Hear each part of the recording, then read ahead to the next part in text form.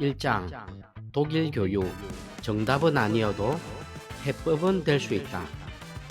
2015년 유럽에서 엄청난 정치적 격변이 몰아친 해였습니다. 극우 정당인 영국 독립당이 강력한 선동을 벌였지요. 이제 난민들이 EU를 통해 우리에게 몰려온다. 그러니 우리가 EU를 떠나자라는 선동이 대중들에게 먹히면서 EU 탈퇴안이 국민투표에 붙여졌고 결국 브렉시트가 국민투표에서 가결되었습니다. 프랑스에서도 2년간 난민 2만 4천 명을 수용하는 문제로 전국이 들끓었고 결국 대표적인 극우 포퓰리즘 정당인 국민연합 국민진선에서 당명 개정의 마린 크렌이 대통령 선거에서 결선 투표까지 가는 이변이 생겨났습니다. 이런 격변의 상황에서 독일은 영국이나 프랑스와는 전혀 다른 선택을 합니다. 시리아 난민 사태가 뜨거운 정치적 쟁점이 되어 유럽 전체를 뒤흔들었던 무렵 메르켈은 우리가 100만 명의 난민을 받겠다. 우리는 해낼 수 있다. 라고 선언합니다. 당시에 많은 사람들이 메르켈의 100만 난민 선언은 정치인으로서 한 결정이라기보다는 목사의 딸로서 한 결정이라고 비아냥댔습니다. 메르켈 총리는 2015년 한 해 동안 실제로 시리아 난민 117만 명을 받았습니다. 그래서 당시 독일의 후사가들은 하나같이 이제 메르켈의 정치 생명은 끝났다고 얘기했습니다. 그런데 그들의 예상은 완전히 빗나갔습니다. 2017년 총선에서 메르켈은 비교적 여유 있는 승리로 다시 총리가 됐습니다. 분명 메르켈이 100만 난민을 수용하고도 총선에서 승리를 거둔 것은 놀라운 일입니다. 그런데 여기서 곰곰이 생각해 보아야 합니다. 정작 놀라운 것은 메르켈 총리인가요? 아니면 100만 난민을 받은 총리를 또 뽑아준 국민인가요? 어떤 국민이기에 117만 명의 난민을 받은 총리를 다시 총리로 선택한 것일까요? 이것은 굉장히 높은 수준의 정치의식을 가진 국민이 아니었다면 불가능한 일이지요. 당시 프랑크푸르트 대학의 캠퍼스에서 저는 조금 이상한 것을 발견했습니다. 무엇보다도 어린아이들이 캠퍼스에 너무 많았습니다. 처음에는 그저 대학에 딸린 유치원 기타에서 나온 아이들이라고 생각해 눈여겨보지 않았는데 자주 보니 독일 아이들 같지 않아 보였습니다. 나중에 알았지만 아이들이 놀고 있는 건물은 대학에서 내놓은 시리아 난민 수용소였습니다. 연구소와 연구원들과 대학생들에게 물었습니다. 대학 당국이 대학 건물을 난민들을 위한 수용소로 내놓았습니다. 이에 대해 당신의 생각은 어떻습니까? 놀랍게도 그들의 대답은 한결같았습니다. 대다수가 미안하다고 답했지요. 저는 당황했습니다. 대체 무엇이 왜 미안하다는 걸까요? 대학교 건물을 난민 수용소로 내준 것도 놀라운데 시설이 좀 낡았다고 미안함을 느낀다니 학생들의 말이 도저히 믿기지 않았습니다. 한두 명이 그런 말을 하면 그건 그 사람의 독특한 윤리의식, 시민의식, 개성적 사유라고 할 수 있지만 대부분이 같은 의미의 말을 한다면 그것은 하나의 현상이 됩니다. 그 배후에 무엇인가가 있다는 말이지요. 최근의 사례를 하나 더 보겠습니다. 2020년 9월 초에 그리스에 있는 시리아 난민촌에서 화재가 났습니다. 그 화재로 당시 수용소에 있던 1만 5천 명의 시리아 난민이 갈 곳을 잃고 비참한 상태에 빠졌습니다. 이 난민들에게 가장 먼저 손을 내민 곳이 독일 정부였습니다. 9월 15일 독일 정부는 난민 2,700명을 먼저 수용하겠다고 발표합니다. 이 발표가 있고 닷새 후에 독일의 40개 도시에서 수만 명이 정부의 정책에 항의하여 거리로 쏟아져 나옵니다. 왜 난민을 모두 받지 않느냐고 항의하기 위해 나온 것입니다. 저는 이 기사를 한국 신문에서 보았습니다. 누워서 신문을 읽다가 등줄기를 타고 소름이 올라오는 것을 오롯이 느꼈습니다. 독일은 최근 거의 모든 여론조사에서 매우 긍정적인 평가를 받고 있습니다. 갤럽의 조사에 따르면 독일은 3년 연속 2017년에서 2019년으로 세계에서 가장 존경받는 나라로 선정되었습니다. 특히 앙겔라 메르켈 총리에 대한 긍정평가는 압도적입니다.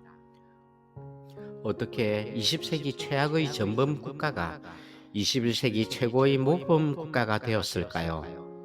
2022년 2월부터 9월까지 6개월 동안 독일이 받아들인 우크라이나 난민은 총 100만 8,700명이라 합니다. 특히 인상적인 점은 베를린 중앙역에 도착하는 우크라이나 전쟁 난민의 수보다 환영한다, 우리 집으로 가자는 피켓을 들고 나온 베를린 시민들이 두세 배 많았다는 사실입니다. 가장 최근의 통계를 보면 2015년 이후 지금까지 독일이 받은 난민의 수는 총 400만 명 정도라고 합니다. 독일은 유토피아가 아닙니다. 그저 상식적인 사회입니다. 독일이 유토피아로 보이는 것은 우리가 너무나도 비상식적인 사회에서 살고 있기 때문입니다. 제가 독일에서 8년 동안 살면서 어떤 문제가 생겼을 때 당연히 이렇게 풀리겠지 라고 예상하면 대체로 그 예상대로 일이 풀립니다. 독일은 거의 모든 문제가 인간이 가진 이성에 기초하여 상식적으로 풀리는 정치적 이성을 가진 나라입니다. 교육도 대체로 그랬습니다. 독일의 한 공영방송 N3에서 한국 교육을 취재하러 왔습니다. 한국은 어떻게 교육하기에 피사에서 좋은 평가를 받는지 현장 취재를 하러 온 것입니다. 그 결과는 어떻게 되었을까요? 독일 취재팀은 한마디로 경악했습니다. 이것은 교육이 아니라 아이들에 대한 일상적인 인권 유린이자 학대라고 봤습니다.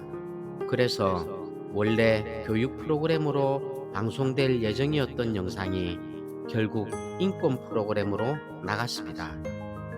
독일 대부분의 주에서는 어린아이들의 숙제 시간까지 다 규정해 놓았습니다. 아이들을 보호하기 위해 시험 규정도 두고 있습니다. 시험은 일주일에 2과목 이상, 하루에 1과목 이상 볼 수 없습니다. 한국 교육을 취재하러 온 독일 사람들이 특히 한국의 수능 시험을 보고 경악한 것입니다.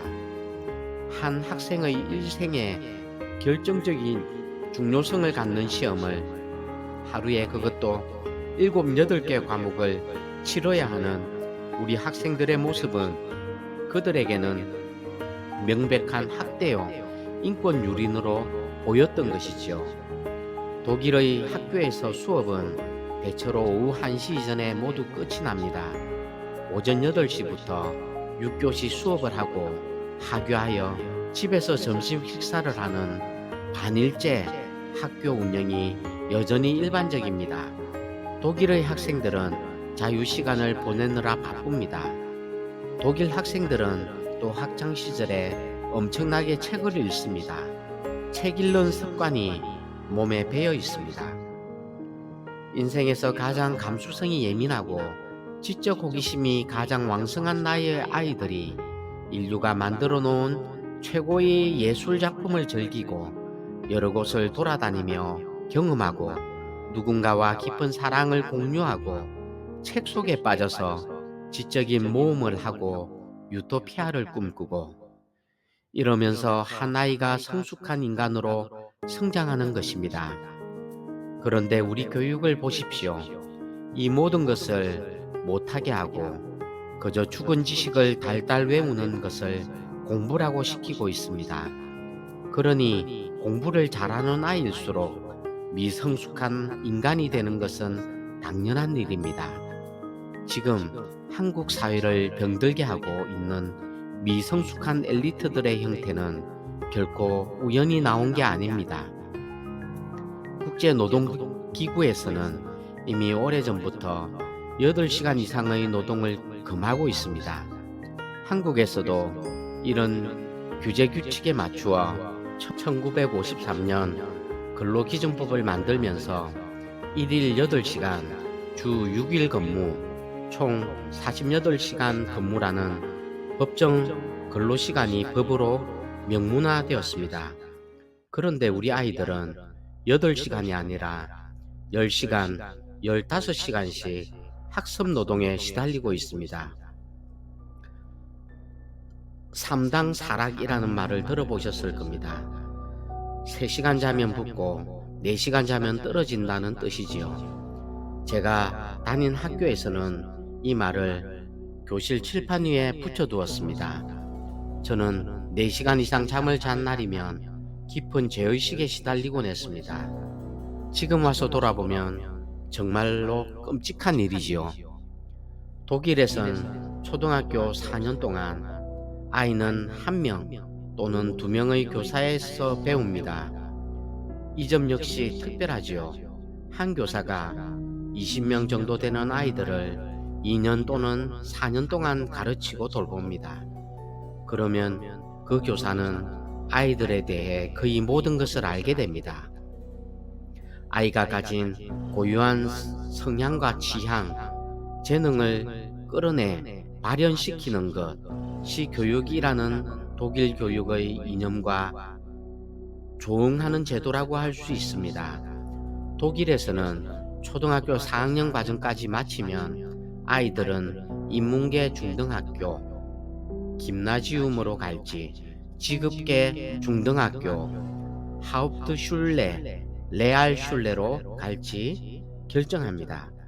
교사는 그간의 관찰과 분석을 토대로 아이와 학부모에게 적합한 진로를 권합니다. 독일에서 학생의 진로 결정에 교사의 추천이 존중되고 신뢰받는 이유는 독일의 문화를 알면 충분히 이해할 수 있습니다. 첫째, 독일 학교에서는 교사와 학부모의 신뢰관계가 매우 두텁습니다. 독일에선 매달 학부모의 밤이 정기적으로 열리는데 여기에는 학부모 중 1명이 반드시 의무적으로 참석해야 합니다. 둘째, 독일 사회의 바탕을 이루는 가장 중요한 원칙은 구성원에게 최대한 많은 기회를 준다는 것입니다. 독일 마나임 응용대학의 빈 프리트 베버 교수의 말처럼 한국이 원샷 사회라면 독일은 텐샷 사회라고 할 수 있습니다. 셋째, 독일은 한국처럼 시험을 봐서 성적이 우수한 아이들이 대학에 가고 그렇지 못한 아이들이 직업세계로 가는 시스템이 아닙니다. 이때 말하는 직업세계는 단순 노무직뿐만 아니라 모든 사무직도 다 포함됩니다. 제가 독일에서 유학하던 때만 해도 초등학교 4학년 학부모가 교사에게서 김나지움 진학을 권유받으면 당황하는 경우가 적지 않았습니다. 독일에서는 전통적으로 대학 진학이 학자나 예술가가 되기 위한 길로 여겨져 왔습니다. 학자와 예술가는 미래가 불확실하고 자칫 잘못하면 굶기 딱 좋은 직업이라고 생각하기 때문에 김나지움에 가는 것을 불안하게 바라보는 학부모가 적지 않았습니다. 그에 반해 한국 부모들은 무조건 대학에 가야 한다고 생각합니다. 교사가 학생에게 대학에 진학하기보다는 일찍 회사에 취업하는 게 좋겠다고 말하면 대부분 부모들은 아이가 공부를 못한다고 저렇게 권하는구나 모멸감을 느끼고 받아들이지 않습니다. 독일의 기적을 낳은 전환점은 바로 68혁명이었습니다. 독일의 68혁명은 나치의 과거를 청산하는 것을 핵심적인 목표로 삼았고, 근본적인 과거 청산은 교육개혁을 통해 가능하다고 보았습니다. 이런 맥락에서 1970년에 교육개혁이 시작되었습니다. 당시 교육개혁의 모토가 경쟁교육은 야만이다 였습니다. 이때부터 독일에선 경쟁교육을 지향했습니다. 우리가 독일 교육에서 배워야 한다면 그것이 우리가 추구해야 할 절대적인 이상이라서가 아니라 우리 교육의 병리성을 가장 확실하게 보여주는 거울이기 때문입니다. 2장 경쟁과 서열이 없는 학교. 독일에서는 교육개혁이 시작된 1970년대부터 학교에서 경쟁이 없습니다. 등수와 석차도 없고 학교 간의 경쟁도 없습니다. 대학 입학 시험도 따로 없습니다. 고등학교 졸업 시험이자 대학 입학 자격 시험인 아비투어가 있는데 4과목을 치릅니다. 아비투어에는 90% 이상의 학생이 합격합니다. 그러면 대학 희망 3원칙에 따라 학생이 원하는 대학, 원하는 학과를 원하는 때에 갈 수 있는 권리가 생깁니다. 곧바로 대학을 가지 않아도 됩니다.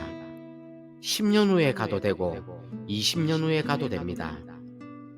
많은 학생들이 아비투어를 마치고 여행을 가거나 연애에 몰두하거나 선망하던 곳에 취직하는 경우도 많습니다. 사회나 직장에서의 경험도 해보고 이를 통해 자신의 적성과 맞는 일이 무엇인지 확인하고서 전공을 택하는 경우가 많습니다. 그러다 보니 독일 대학에는 나이 든 학생들이 매우 많은 편입니다. 뿐만 아니라 대학과 학과를 옮길 수 있는 자유를 최대한 보장합니다. 독일 교육이 우리와 근본적으로 다른 이유는 무엇보다도 교육을 바라보는 관점이 다르기 때문입니다. 독일은 경쟁을 시키지 않는데도 세계 최고의 학문 수준을 유지하고 있습니다. 경쟁 교육을 시키지 않는다고 독일 경제가 나빠졌나요? 여전히 경제적으로 세계에서 제일 잘 나가는 나라입니다.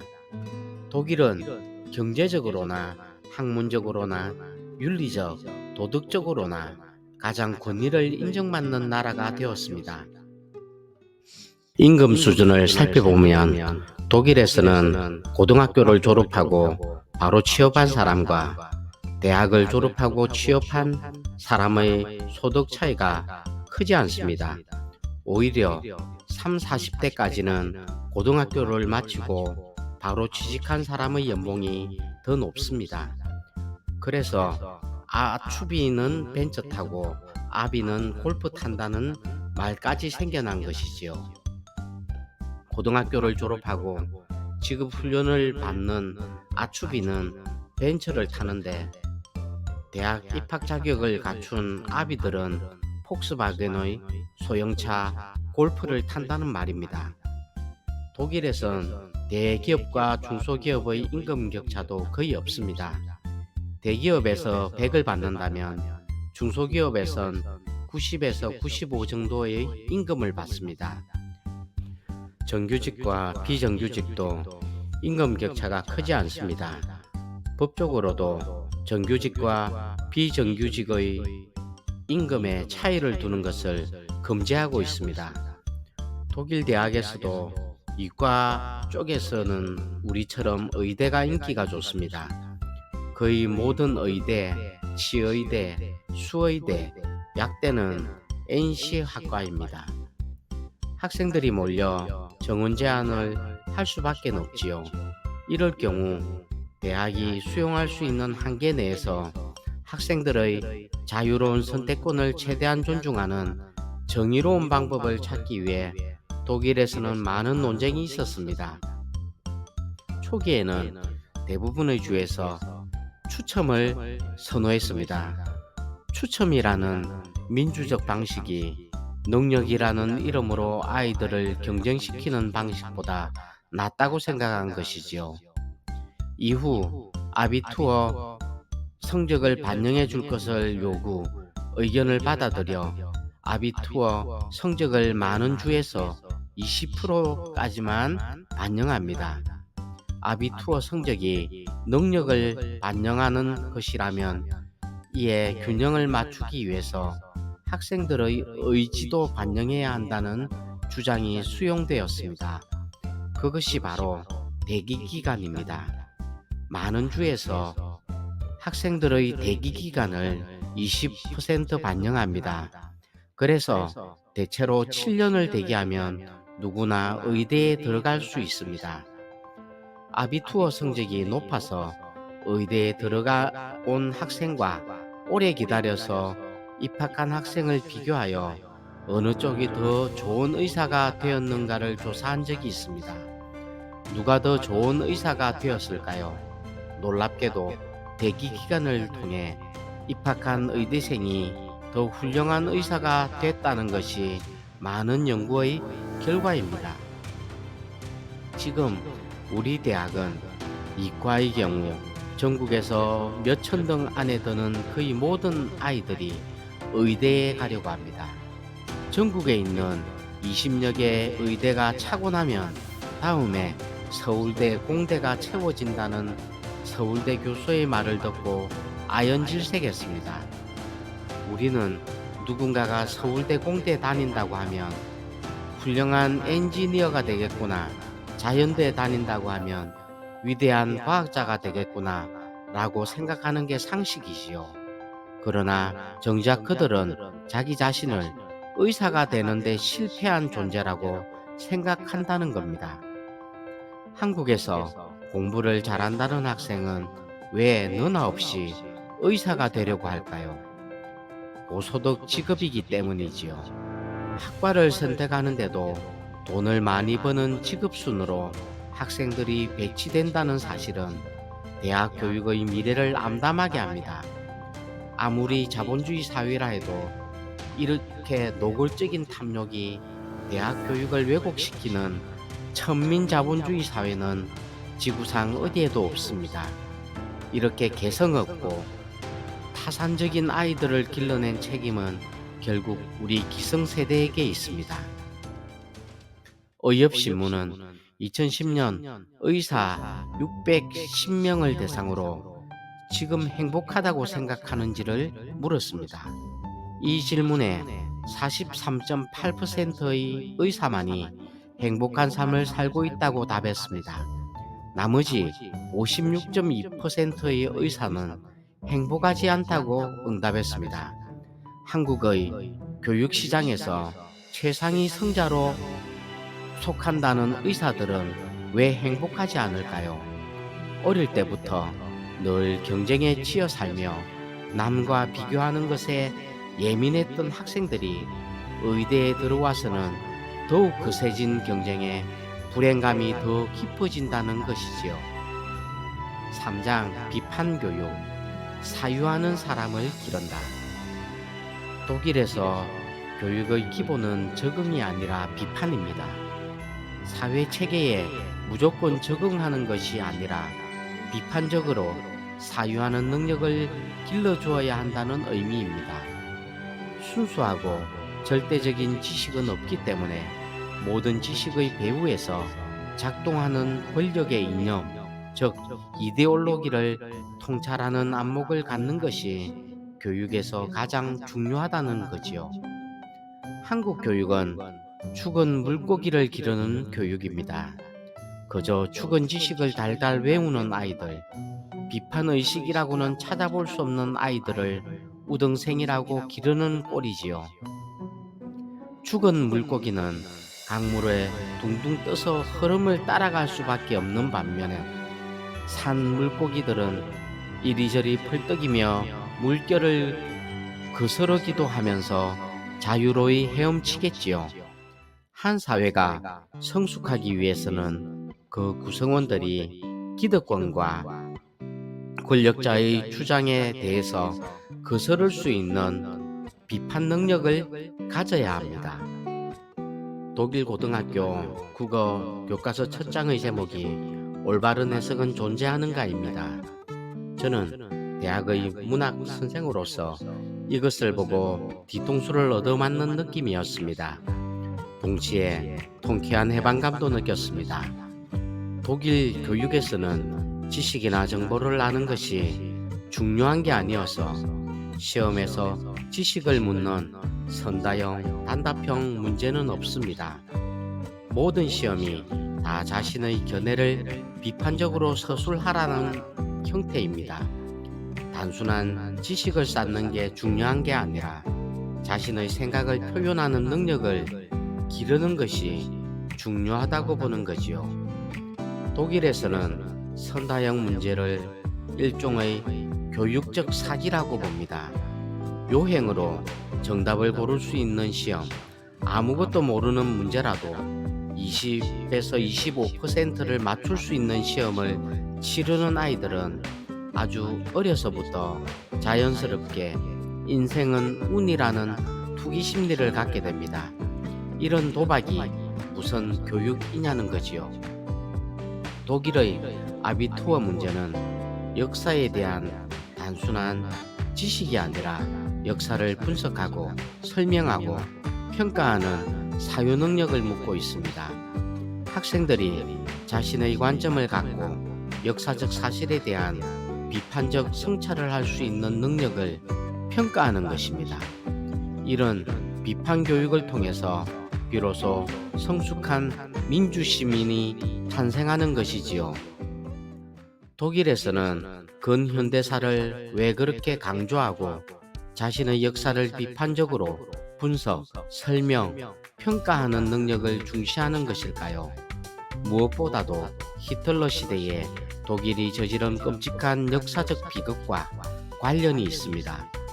독일 교육을 아우슈비츠 교육이라고 부르는 이유도 바로 여기에 있습니다. 독일 교육의 근본 정신은 더 이상 아우슈비츠를 반복해서는 안 된다 라는 모토로 집약됩니다. 그러기 위해서는 어떤 교육을 하여야 하는가가 최우선적으로 지향하는 목표입니다. 비판 교육의 일환으로 독일에서는 저항권 교육이라는 것이 있습니다. 아이들에게 불이한 권력에 저항하는 능력을 길러주어야 한다는 것이죠. 저항권 교육은 대부분의 주에서 초등학교 때부터 시작됩니다. 독일의 많은 도시에서는 초등학생들이 거리로 나와서 시위하는 모습을 흔히 볼 수 있습니다. 초등학교 때부터 내 얘기에 어른들이 귀를 기울인다는 것을 체험하고 내가 움직이면 세상이 바뀔 수 있다는 경험을 한 어린이들이 성인이 되면 과연 어떤 사람이 될까요? 사장, 성교육, 책임감 있는 강한 자아 만들기. 한국에서 성 문제를 제대로 제기하려면 보다 근본적인 질문을 던져야 합니다.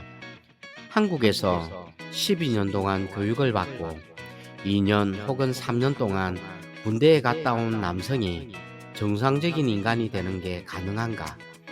다시 말하면 한국에서 남성으로서 성인이 되는 과정이 어떤 것인지, 그 과정에서 왜 한국의 남성들이 성적 미숙아가 되는 것인지 이 문제에 대한 진지한 성찰이 필요합니다. 만약 독일에서 지금 한국에서처럼 성범죄, 성차별 등의 문제가 사회적 의제가 되었다면 공영방송들이 발벗고 나섰을 것입니다. 여성에 대한 억압과 해방의 역사, 성착취와 해방의 역사, 성이란 무엇인가, 젠더와 정치 등 다양한 관련 주제를 한두 달 집중적으로 다루며 이를 사회적 의제로 끌어올렸을 것입니다. 독일의 성교육은 성을 악마화하지도 않지만 신비화하지도 않습니다. 성을 금기시하지도 은폐하지도 않습니다. 성적 욕망은 숨기거나 부끄러워야 할 죄악이 아니라 인간이 당연히 가지고 있는 본능이자 자연스럽게 누려야 할 욕구라고 가르칩니다. 2019년도 한국 중학교 도덕 수업 시간에 아이들에게 신체 노출 장면이 포함된 영화를 보여주고 토론했다는 이유로 한 교사가 직무해제를 당하는 일이 벌어졌습니다. 그 영화는 전 세계에서 1,300만 명 이상이 보았다는 프랑스의 단편영화 억압받는 다수였습니다. 성평등을 주제로 한 세계적인 수작을 수업 교재로 삼으면 한국의 교사는 성비위범으로 몰리는 것입니다.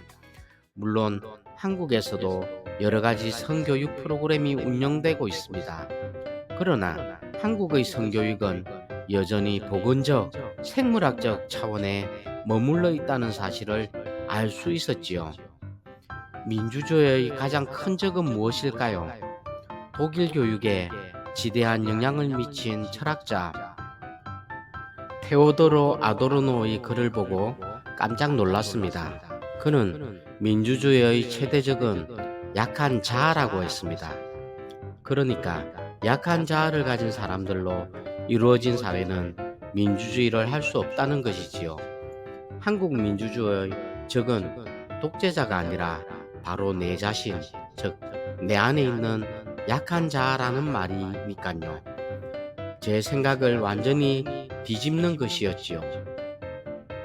한국 사회가 찬란한 민주혁명의 전통에도 불구하고 여전히 성숙한 민주사회로 나아가지 못한 이유, 다시 말해 광장민주주의와 일상민주주의가 괴리되어 있는 이유, 또한 위대한 정치 민주화를 이뤘음에도 사회민주화, 문화민주화, 경제민주화를 제대로 이루지 못한 이유가 바로 여기에 있다는 것을 깨닫게 되었습니다. 한국인들은 대단히 약한 자아를 가지고 있습니다. 어디서 어떻게 기를 수 있을까요? 결국 학교에서 교육을 통해 길러낼 수밖에 없습니다.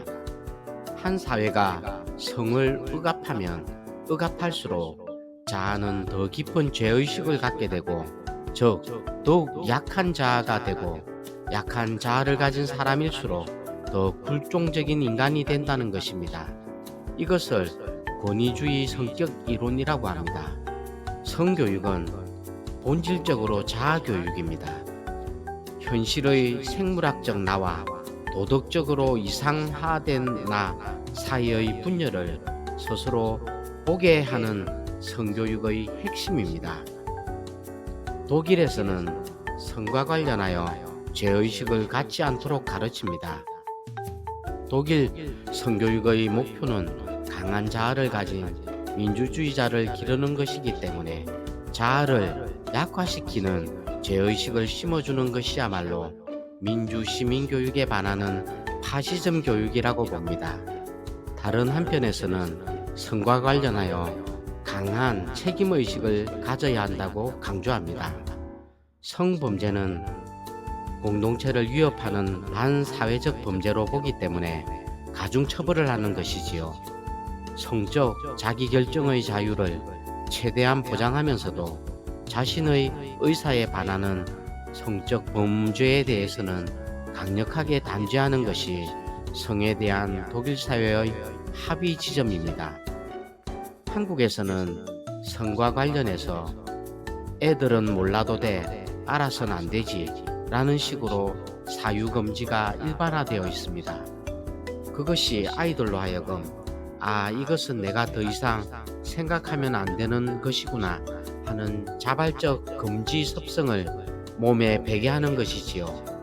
이런 경험은 단순히 성의 영역을 넘어 정치적인 모든 영역에서 스스로 자기 검열을 하는 습성으로 남게 됩니다.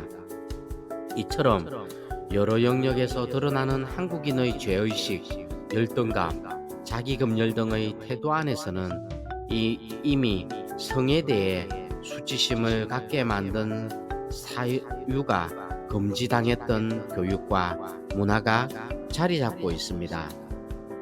5장 생태교육, 연대와 공생은 필수다. 독일 교육의 또 다른 중요한 목표는 강한 자아를 가진 자가 주변에 있는 다른 사람과 함께하는 능력을 기르는 데 있습니다. 그래서 독일 학교에서는 타인과 조화를 이루고 연대하는 능력을 중요시합니다. 그런 맥락에서 독일에서는 홈스쿨링을 원칙적으로 금지하고 있습니다. 2014년 헤센주 지방법원이 홈스쿨링에 대해 재차 불허 판결을 내려서 그 부모는 벌금형을 받았습니다.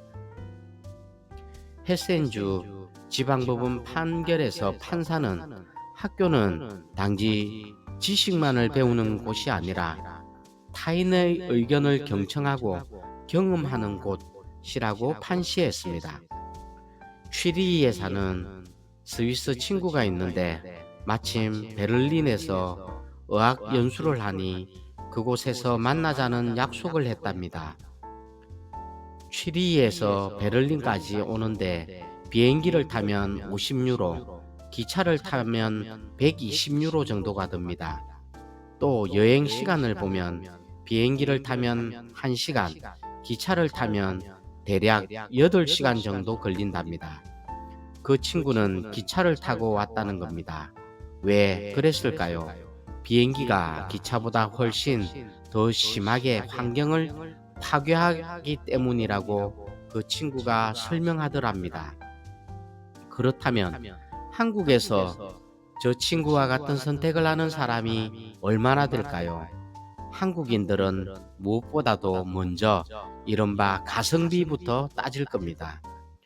저는 한국 사회에서 보이는 이러한 경제 우선주의 현상을 접할 때마다 떠오르는 말이 있습니다.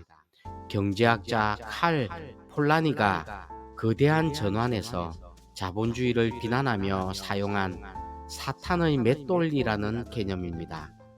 폴라니는 자본주의의 문제는 엄청난 착취 체계에도 있지만 모든 가치를 금전적 가치로 환원하는 속성, 즉 사탄의 맷돌에 있다고 예리하게 지적했습니다. 오늘날 독일에는 반소비주의를 넘어 소비 포기 운동을 하는 사람이 꽤 많습니다. 많은 독일인들이 내가 소비를 한다는 것은 나의 욕망을 위해서 미래의 생명이 살아갈 지구를 훼손하는 행위라고 생각합니다. 미래 생명에 대한 책임, 이것이 독일인들이 소비할 때 죄의식을 느끼는 이유입니다. 2021년 말에 치른 독일 총선을 들여다보면 이들이 생태 문제를 얼마나 중시하는지 알 수 있습니다. 지난 독일 선거를 생태 선거라고 하는 사람들이 많았고 그 결과 또한 녹색당의 눈부신 부상으로 나타났습니다.